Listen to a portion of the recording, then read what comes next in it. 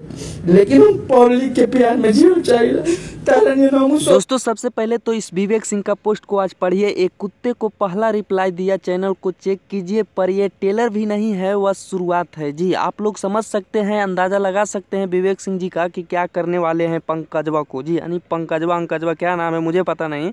तो दोस्तों अगर विवेक सिंह जी का पूरा कारनामा जानना चाहते हैं तो इस वीडियो को पूरा देखिएगा। नमस्कार दोस्तों, हम हैं बीकू, आप देख रहे हैं अपना चैनल बीकू भोजपुरी न्यूज। आप लोग के बता दें दोस्तों कि विवेक सिंह जी अभी फुल मुंड में आ गए हैं दोस्तों, फुल एक्शन ले लिए हैं पंकजवा को ऊपर जो गाना गाए थे खेसारी लाल यादव जी के बेटी के ऊपर।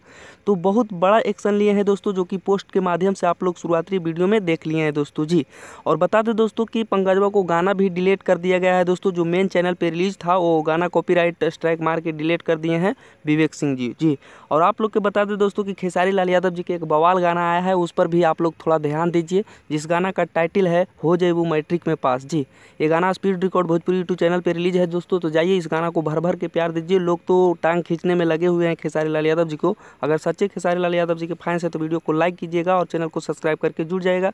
यहाँ पे दबंग सुपरस्टार खेसारी लाल यादव जी के हर न्यूज़ हर खबर मिलते रहेगा दोस्तों। धन्यवाद दोस्तों, फिर मिलेंगे अगले कोई बवाल खबर के साथ।